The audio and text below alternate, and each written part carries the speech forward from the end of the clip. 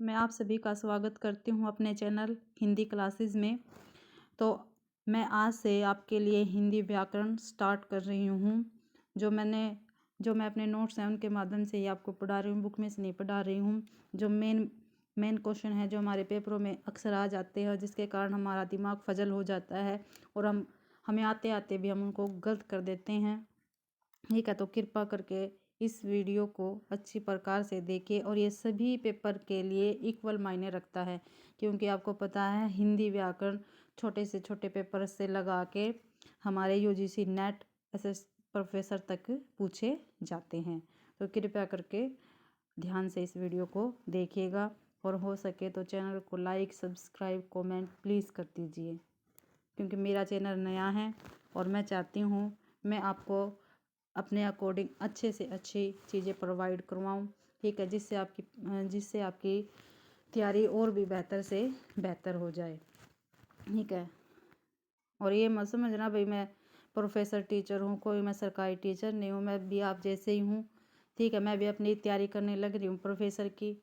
ठीक है, तो इसीलिए मेरी गलतियों की तरफ ध्यान ना देकर, ठीक है, पढ़िएगा और मेरा उत्साह बढ़ाने के लिए चैनल को सब्सक्राइब, लाइक, कमेंट जरूर करिएगा, ताकि मैं आपको ज़्यादा से ज़्यादा वीडियो प्रोवाइड करवा सकूं और अच्छे से अच्छा कंटेंट दे सकूं।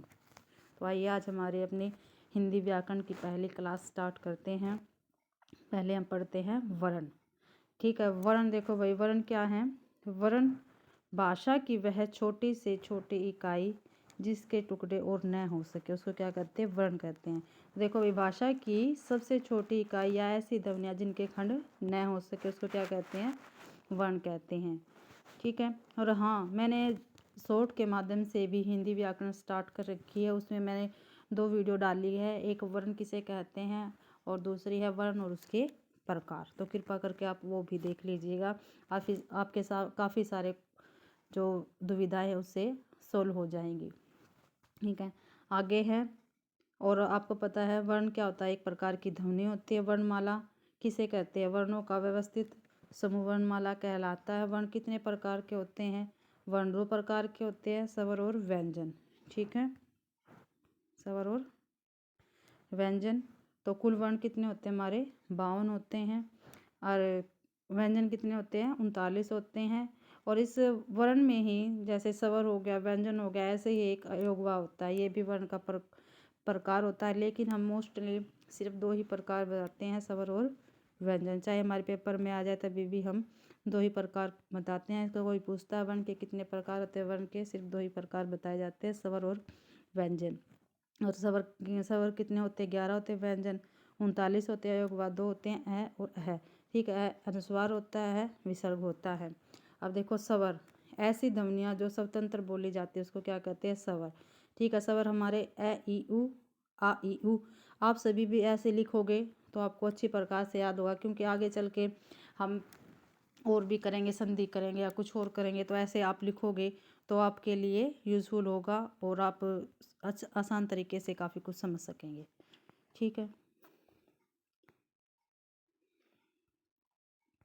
आगे है, और फिर आगे स्वर के प्रकार कितने होते हैं? आप सभी को पता है स्वर के 4 प्रकार होते हैं, समय और मात्रा के आधार पर, जीभ के आधार पर, ओष्ठ के आधार पर और मुखावृत्ति के आधार पर। और इनमें से आपको पता है सबसे ज़्यादा क्वेश्चन यहीं से ही पूछे जाते हैं। ठीक है, आगे देखो, समय और मात्रा के आधार पर स्वर कितने होते हैं? भाई 3 होते हैं। एक होता है ह्रस्व, दीर्घ और प्लुत। ठीक है, आगे होता है जीभ के आधार पर स्वर कितने होते हैं? 3 होते हैं, अगर स्वर, मध्य स्वर और पश्च स्वर। और ओष्ठ के आधार पर 2 होते हैं, वृत्ताकार और अवृत्ताकार। ठीक है, आगे हैं समय और मात्रा के आधार पर स्वर होते हैं ह्रस्व, दीर्घ और प्लुत। ठीक है, तो देखो, ह्रस्व स्वर मूल स्वर होते हैं और एक मात्रिक स्वर होते हैं, जिनके उच्चारण में कम समय लगता है उसको ह्रस्व स्वर कहते हैं। जैसे ई उ, जैसे सॉरी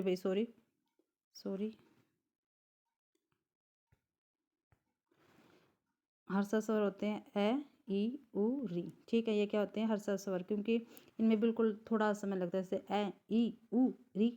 ठीक है, अगला है दीर्घ स्वर। ये द्विमात्रिक स्वर होते हैं जिनके उच्चारण में हर्षव से ज़्यादा समय लगता है। ठीक, हर्षव स्वर से ज़्यादा समय लगता है, जैसे आ ई उ ए ओ औ। ठीक है, ये होते हैं हमारे दीर्घ स्वर। और दीर्घ स्वर में ही ए ई उ इसको सजातीय स्वर कहते हैं, और ए ओ औ को विजातीय स्वर कहते हैं, और इसको संयुक्त स्वर भी कहा जाता है। प्लुत स्वर में आते हैं जिनके उच्चारण में दीर्घ से ज़्यादा समय लगता है। ठीक है, दीर्घ से भी ज़्यादा समय लगता है, उसको हम प्लुत कहते हैं। इसमें ओम, जैसे हम ओम लिखते हैं तो इसमें ज़्यादा समय लगता है। ठीक है, आगे आ गया भाई। अभी फिर आप देखो जीव के अकॉर्डिंग। ठीक है, जीव के अकॉर्डिंग भी 3 प्रकार होते हैं। ठीक है, अगर स्वर, मध्य स्वर और पश्च स्वर। आगे जो आगे से बोले जाते हैं उनको अगर स्वर कहते हैं। मध्य स्वर बीच से जो बोले जाते हैं, ये जीव के अकॉर्डिंग है, जीव के अकॉर्डिंग। जैसे हमारी जीभ आगे से जो कुछ भी स्वर हम बोलते हैं आगे से उठती है। ठीक है, और स्वर बोलते हैं जैसे बीच से उठती है। पश्च स्वर में पीछे से उठती है। तो अगर स्वर में देखो ई ए री, तो हमारी जीभ क्या है? आगे से उठ रही है। ठीक है, ए ये बीच में से उठ रही है। और पश्च स्वर में आ उ ओ औ, ये पीछे से आ रहे स्वर। ठीक है, तो इनको पश्च स्वर कहा जाता है। ठीक है, आगे है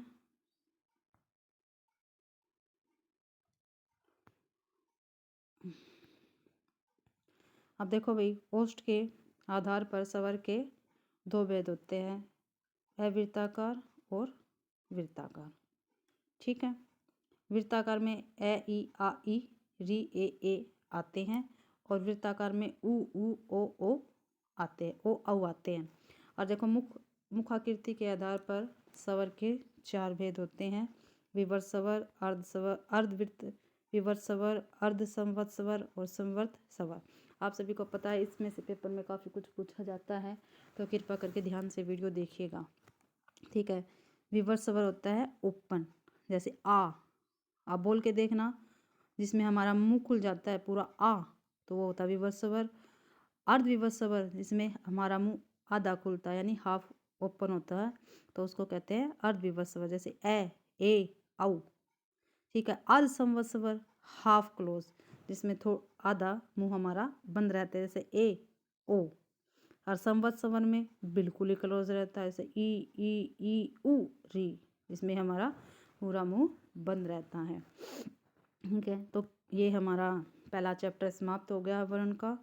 ठीक है, आशा करती हूँ आप सभी को ये हिंदी व्याकरण की क्लास पसंद आई होगी, और आज से ही हम हिंदी व्याकरण की तैयारी करने लगे रहे हैं। पहला चैप्टर मैंने करवा दिया वर्ण का। अगर आपको मेरी क्लास अच्छी लगती है तो कृपया करके लाइक, सब्सक्राइब और शेयर करें। धन्यवाद।